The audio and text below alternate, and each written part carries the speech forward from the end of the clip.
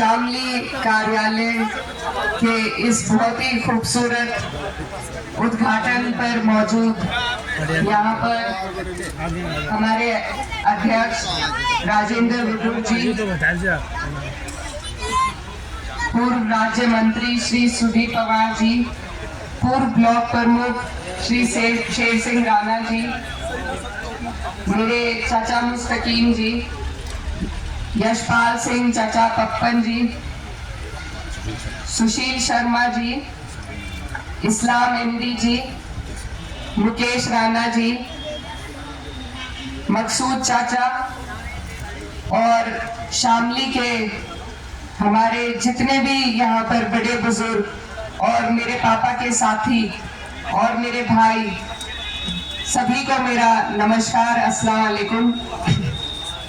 आज थोड़ा गला खराब है, पहले माफी चाहती हूँ। मुझसे पहले जो हमारे पूर्व में सभी वरिष्ठ लोग पार्टी के और हमारे जिले के नेतागण जो आपको बातें बता गए हैं, तो हालात साफ है, आपको देश के हालातों का सही जायजा है। और मैं इस पे बस यही कहना चाहती हूँ कि सूरज के खुदाओं की ये कोर निगाही है, सूरज के खुदाओं की ये कोर निगाही है। महलों में उजाला है, कुटियों में सिहाई है, महसूस ये होता है ये दौरे तबाही है, शीशे की अदालत है और पत्थर की गवाही है।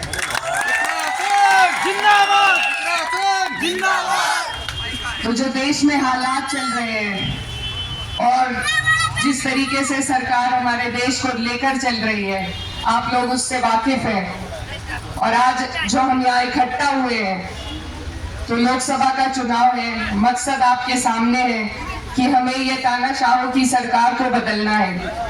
ये सरकार 10 साल से हमारे ऊपर है, हमारे ऊपर काबिज है, न किसी की सुनवाई हुई है, न किसी के लिए कोई काम हुआ है, न कोई योजना बनाई गई है। तो जो व्यवस्था इतनी बिगड़ जाती है, उसमें सुधार लाने के लिए बदलाव लाना जरूरी है। और बदलाव का आपके हमारे पास सिर्फ एक ही माध्यम है, हमारा वोट है। हम सिर्फ अपने वोट से बदला ले सकते हैं। और आने वाली 19 तारीख है, जो आपके लोकतंत्र का जश्न है, आपका वोट का अधिकार है, आपको उस दिन उसे इस्तेमाल करना है। हमारा ये जो जिला है, हमारे जिले में बहुत ऐतिहासिक परिणाम दिए थे 2022 में। जिले में यहाँ से भाजपा का सुपड़ा साफ करने का काम किया था। और आज भी हमारे जिले के जितने भी लोग यहाँ पर मौजूद हैं, सबके जहन में, सबके दिल में अभी भी वही बातें हैं। क्योंकि आपका कोई भी कामों का निस्तारण अभी तक हुआ नहीं है, चाहे वो हमारे गन्ने का भुगतान हो या हमारा MSP का दावा हो, आज तक अधूरा है। हमारे 700 किसान भाई शहीद हुए, लेकिन सरकार ने नहीं सुनी। किसानों पर गाड़ी चलाई गई, उन्हें कुचला गया, लेकिन ये सरकार नहीं देगी। आज ये सरकार झूठे वादे देकर हमें बहलाना फुसलाने का काम कर रही है। लेकिन हमने मेरठ की मीटिंग में देखा कि जो हमारे पश्चिम के किसान नेता हैं, बड़े नेता रहे हैं और आज भी हैं, उनको किस तरीके से उनका अपमान किया गया, ये हम नहीं भूल सकते। हमारे मन में आज भी उनके लिए सम्मान है। लेकिन भाजपा ने जिस तरीके से उन्हें दरकिनार करने का मंच पर काम किया, ये आपके सामने है। ये सरकार किसी का हित नहीं चाहती। ये सरकार तो बस हमें आपस में लड़ाकर, कुछ पूंजीपति इनके साथी हैं, उनकी जेबें भरने का काम करना चाहती है और दूसरे हाथ से वही कमाई इलेक्टोरल बॉन्ड के जरिए उनसे ले लेती है। तो ये जो सरकार है, इसका ये कारवां 10 साल तक चल गया। अब अगर आप और हम आज भी ना समझे तो सरकार की गलती नहीं, फिर गलती हमारी है। क्योंकि ये हमारे पास मौका है। ये 5 साल के इंतजार के बाद, 5 साल की पछतावे के बाद ये मौका आता है। और अगर अब भी हम इससे चूक गए तो फिर से 5 साल का पछतावा होगा। हम जब यहाँ मीलों पर धरने देते थे, धरनों पर बैठते थे, तो हमारे बड़े बुजुर्ग सब यही कहते थे कि जब वक्त आएगा तो बताएंगे। आज ये वक्त आपके हमारे सामने है। अगर आज हमने इस वक्त की अहमियत को ना समझा, आपस की छोटी मोटी नाराजगियों से अगर हमने इस सरकार को दोबारा अपने ऊपर हावी होने दिया, तो हम फिर 5 साल के लिए पछताएंगे। तो मेरे सभी बड़े बुजुर्ग, ये हमारे मुस्तकबिल का सवाल है, हमारे आने वाले कल का सवाल है। अगर आज हमने इसमें सुधार नहीं किया तो कल को पछतावा होगा। यहाँ से हमारे जो माननीय सांसद जी हैं, उनका कार्यकाल भी आपके समक्ष है।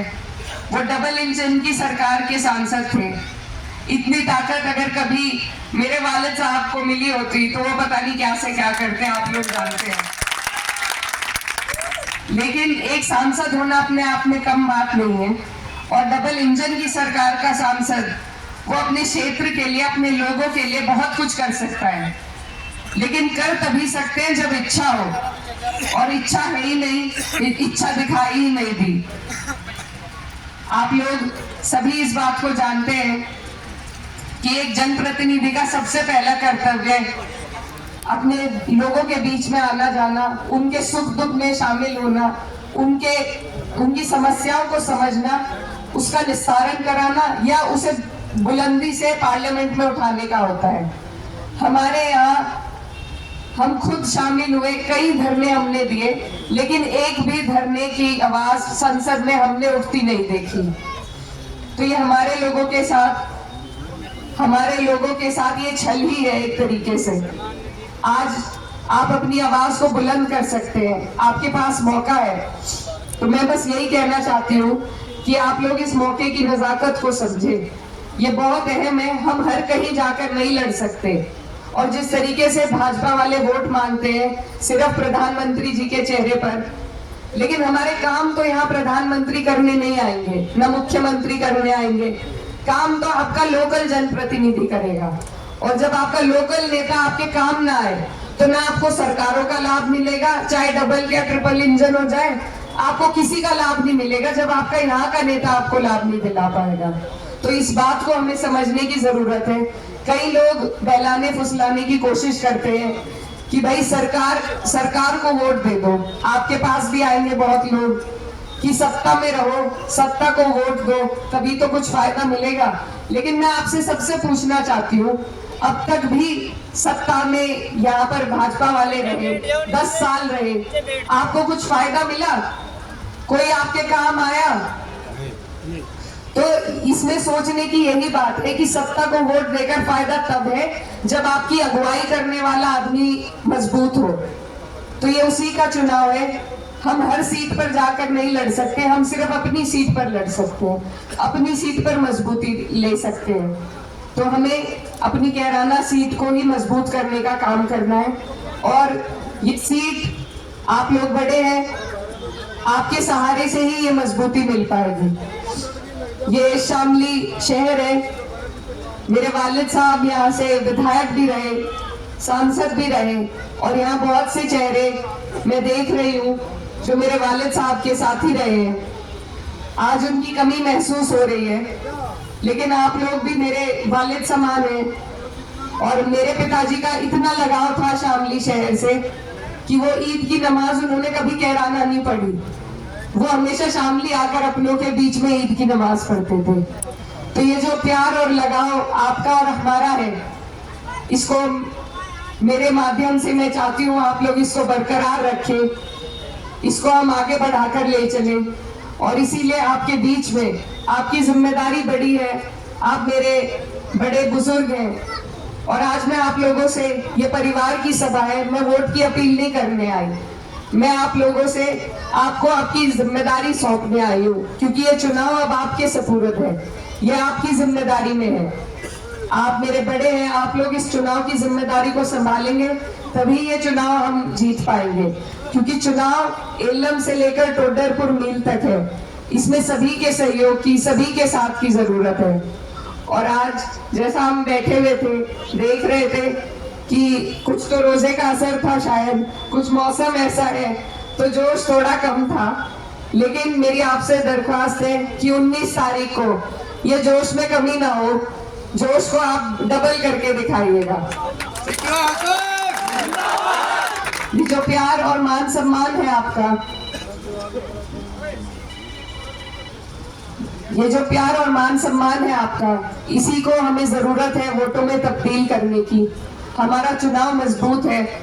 हम किसी एक वर्ग या समाज या जाति के लिए चुनाव नहीं लड़ रहे, बल्कि 36 बिरादरी जो यहाँ पर मौजूद है और जो प्रताड़ित है इस सरकार से।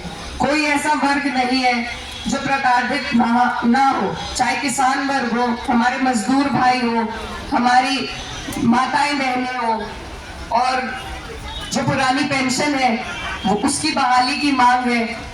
तो कोई भी ऐसा आदमी नहीं है जो इस सरकार से कुछ गुहार लगा रहा हो और सरकार ने उसकी मंजूरी की हो। तो ये सभी लोग 36 बिरादरी, यहाँ पर किरणपाल कश्यप जी हमारे बीच में थे, उनका समाज आज हमारे साथ खड़ा है, क्योंकि भाजपा ने सिर्फ उनसे वोट लेने का काम किया, न कभी कुछ दिया, न सम्मान दिया, सिर्फ वोट लेते चले गए। और मेरा मानना है अगर कश्यप समाज बहिष्कार कर दे भाजपा का, तो भाजपा की एक भी सीट कहीं से नहीं निकल सकती। इसी की तरह हमारा सैनी समाज, जिनके साथ इन्हीं के जनप्रतिनिधि दुर्व्यवहार कर रहे हैं, हमारा ठाकुर समाज है, जाट समाज है, पाल समाज है, कोरी समाज है, दलित समाज है, सभी लोग परेशान नजर आ रहे हैं और इस बार एकजुट हो रहे हैं, क्योंकि काट की हांडी बार बार नहीं चढ़ती। बंटवारे की बातें हो चुकी, खत्म हो चुकी। हमारे यहाँ ना कभी कोई भेदभाव था, ना आज है। अब मुद्दे की बात होगी, अब विकास पे बात होगी, अब सम्मान की बात होगी, और ये स्वाभिमान का ही चुनाव है। अगर आप लोग सब अपनी स्वाभिमान की लड़ाई लड़ना चाहते हो, तो आप लोगों को इंडिया गठबंधन के साथ मजबूती से खड़ा होना पड़ेगा।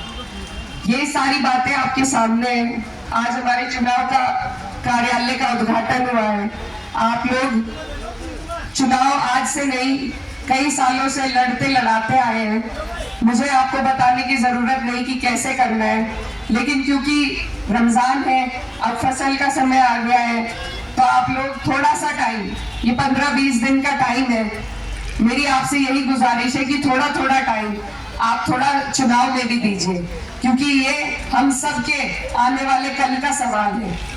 अगर आप लोग अपने अपने वार्ड की, अपनी गली की, अपने मोहल्ले की, अपने गांव की जिम्मेदारी लें और ध्यान दें सबसे ज्यादा वोट परसेंटेज पे।